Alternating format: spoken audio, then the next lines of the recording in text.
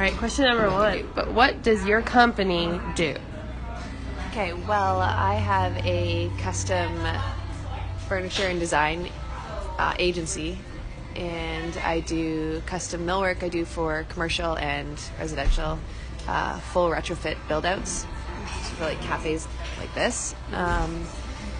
And then I also do design. So a client will come to me and tell me what they want essentially for their space, and then I try to make it happen. And then I teach a class on the side. However, it's under the umbrella of Levine and Co-Design, but it's something that's more fun, I guess you could say. And it actually has really taken off. It's actually a big part of my business now. That's called the Charcuterie Board Workshop. Yes, and it's an experience in Toronto, which experiences are now a big thing. What's in that class? What do you do in there? So I have a studio in Liberty Village. It's a really cool studio, like 30-foot ceiling, stained glass windows. The whole vibe of the space makes the experience really cool. And then we actually do it from so you're not just walking away this high-end charcuterie board, which essentially in the stores would be worth $150. Like, it's a nice board, but you're actually taking it home and you actually get to learn how to style it. You'd be surprised how much people learn. Instead of just like cutting up a block of cheese and throwing it on the board, they're actually learning to pair meats with cheeses and fruits and vegetables, and pair wine. It started from just me and my girlfriends on a Saturday night. That's what we did. Like, we were not of the age of, we weren't partiers, so we would just like get together and just bring a bottle of wine, we'll do charcuterie tonight, and then we'll sit on a patio or wherever and we just do charcuterie. And because my background is furniture design and building whatever I could get my hands on, I would always be looking at these crappy charcuterie boards. I'm like, this is such a piece of crap of wood, like I can build this. And they were just talking about experiences, and I'm like, dude, how to build your own charcuterie board. And then from there, it was only 6 months ago, I decided to throw an event, and I sold out my first event, and it's been like growing like crazy over the last 6 months. It does. They love it. They're the charcuterie board class is definitely, I think it's for me, instead of being behind a computer designing and kind of dealing with, clients, all annoying questions and clients all the time, to get out and then get in front of a group of people and teach. I never thought I would like it because I've never done any teaching before. And then I was like, wow, I really like this. And it's a good breakup between my everyday kind of thing. I need to hire someone. And what most entrepreneurs fail to realize is that because they're trying to make money, in the first couple of years especially, that they feel or think that they need to do every part of the business, which is the bookkeeping, the sales, the building, the designing, and all the little things, which, believe me, there's a lot. So they try to do all these things, they overextend themselves, and then they're not really doing the things they're good at. And so I would take it there. What do you look for when you hire people like that? I look to see if they are good at the weaknesses that, especially in like a personal assistant, I'm like, are you good at this, and this? Because those are my weaknesses. I've learned over the years as I've gotten older to trust my gut a bit more. And you always do have a gut feeling. I don't think people listen to it enough because they want what they want. It started about 6 years ago in Florida. Me and my husband at the time were moving from upstate New York to Florida, and we just built a brand new custom home. And the moving company, unfortunately, that we hired were shady, although we didn't know that at the time. We hired them to move we were already in Florida, so we hired them to essentially pack up our home and move it to Florida. But they showed up 4 days late, which is scary because we just got the keys to our brand new home and we were sleeping on the carpet. And they showed up with like a quarter of our stuff and then some other person's stuff. It was so bad. And so essentially we had this 3,500 square foot home with all these rooms and no furniture to fill it. And we're young and we didn't have any money because we were starting our businesses there, and we just put all our money into this house, and we're like, we don't have money to like furnish it now. And so I'm like, honey, don't worry, I will build our furniture. We ended up with some kids stuff. I'm like, we don't even have kids. What's going on here? It was bad. We tried. Moving companies can get away with a lot. Like, they disconnect their phone numbers. It was bad. All that to be said, at the time I was working on getting my green card and my visa, so it wasn't that easy to work there anyway. So I'm like, don't worry, I will build our furniture. So I remember, driving around looking for pallets, like anywhere that had pallets on the side of the road, and I'd be throwing them in the back of my little Saturn Vue. And Seth my ex-husband was trying to build the other business, and so I'd be sweating in like 100-degree weather in the garage with my Sawzall chopping these pallets apart and trying to make a go at it. And essentially our house was full of pallet furniture, and it looked cool. Like, I actually came up with some really good ideas, and then I'm like, you know what? I'm gonna start a business. I'm gonna call it Chic Pallet Boutique.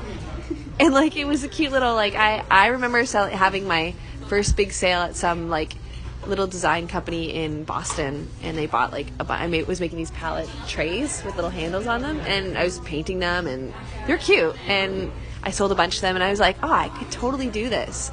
And so I had this little business going for a little while, and I think that's where my love. And then I built my first table, and it warped to crap. Like, it looked cool. Like, my first table was actually pretty cool, but I didn't do it right because I didn't know what I was doing. I was following like YouTube videos, and I'm like, why is this table like, don't touch it, it will fall apart. How long ago was that? 6 years ago. That's because now pallets are such a huge thing on like Pinterest. Yeah. With like people building. Yeah, I was definitely on it because it wasn't that big then, but I think I've surrounded myself with like wood engineers and furniture engineers, and so I've learned a lot.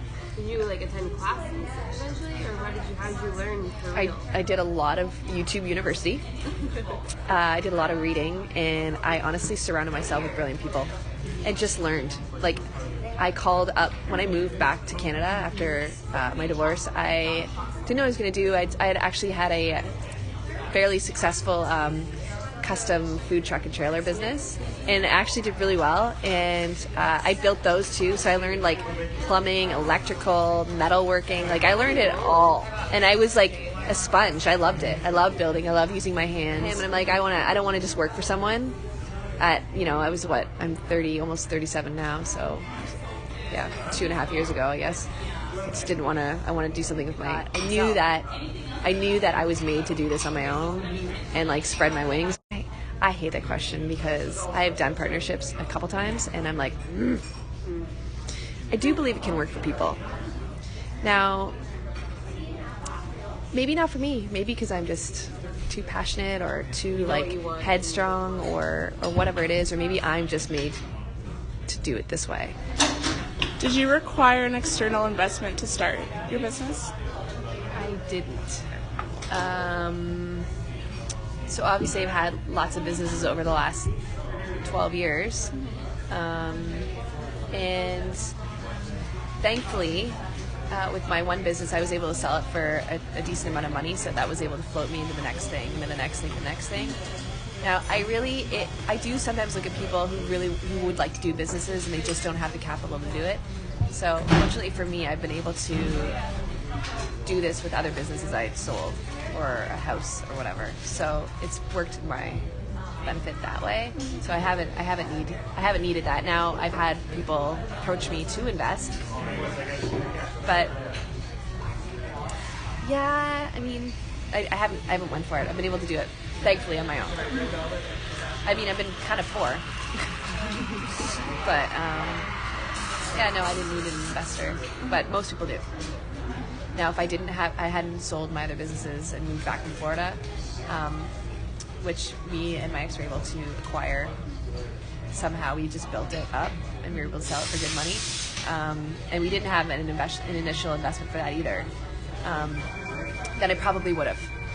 I definitely would have. To start even the charcuterie board class, just get that going, to get all the tooling and all that stuff. And like the draw tools, and to initially start, if you wanted today start a charcuterie board workshop, your initial investment would probably be $15,000, just to start. You'll buy the tools, rent the space for maybe 2 classes, to hire 2 people to help you, to get all the food, to get all the lumber, the other oil, paper towel, storage, all this stuff, rent a van, all of this stuff. Probably $15,000 to start it.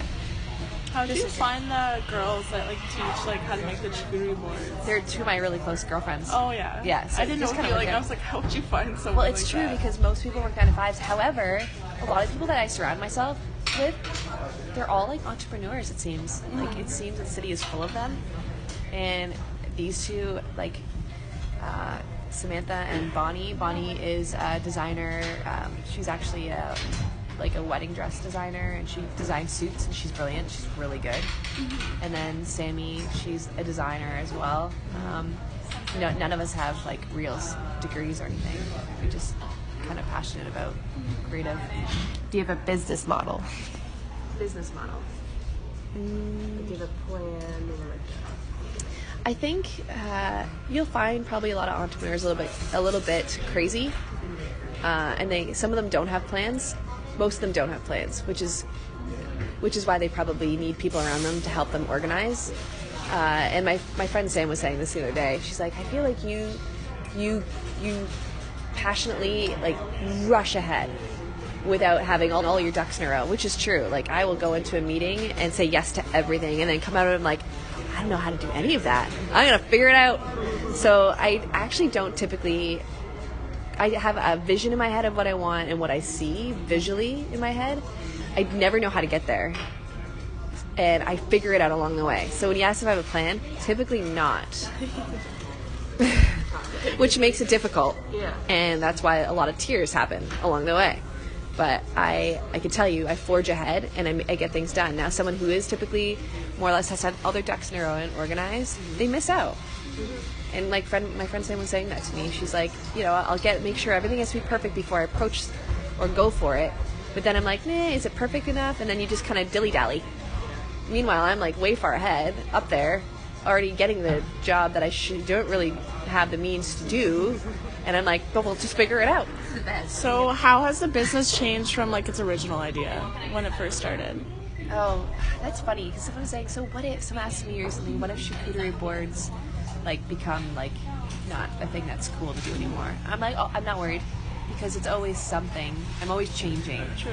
And the entrepreneur in someone always wants to do something different, or wants to like improve or be creative in some way and come up with something new. So in my head, I'm like, eventually I will get bored of doing the charcuterie boards, and it will just transform into something new. Yeah. And so my original idea for like the business, as far as like furniture, I just started with tables, and I got bored quick with that because it was just easy to learn. And so I was building cool tables for like Wilbur, the Mexican restaurant downtown, or a brewery built tables and benches for them, and that was cool. They're good business, and I'm like I could do more than this.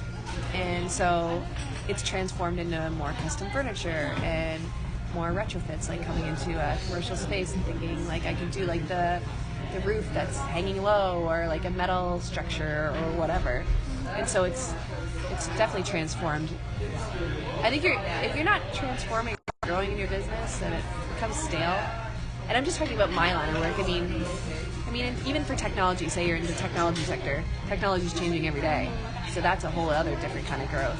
You're just constantly learning. But in mine, I'm just learning to do new things and expanding the idea of what I want to do. Now, have I like maybe increased my talent as building?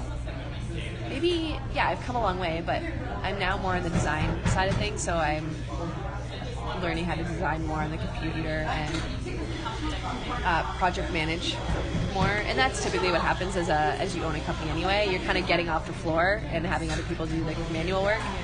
So it's definitely changed. Changing as you change. Yeah, definitely. You're always learning. I think I would probably die if I wasn't changing in some way. I think I would just become really bored. So what qualities and characteristics do you think are important for an entrepreneur to be successful? You've said a few already. Yeah, if you have to be resilient is huge. And I think even my life before I became an entrepreneur set me up to be pretty resilient. When you go through like battles in your own life, it can set you up to be, strong. If you're, oh man, you have to be passionate, and you have to be a go-getter. If you don't have passion and you're not a go-getter, and you're more of like a kind of hang in the background, and you're not going to get anything done. You have to be resilient, and you have to be okay to fail, which I'm still not okay to fail now. I struggle with it, but I have failed lots, so clearly I'm resilient enough to pick myself back up and go for it. And so being resilient, I think, is a huge, huge characteristic to make a business succeed. And not being lost in your business. I have amazing friends, and I think that's an amazing family. But I think if you have to have a good characteristic, a really good characteristic of an entrepreneur is having a good work-life balance. I think if you're not having that part of your life, you're going to lose yourself in the business. And maybe I'm wrong on that. Maybe everyone has their own opinion. Maybe what makes a successful entrepreneur really successful is working day and night. But are they happy? I don't know. But yeah, you have to be a go-getter, resilient, and not lazy. Okay to fail. And lots of Kleenex for all the crying you're probably going to do.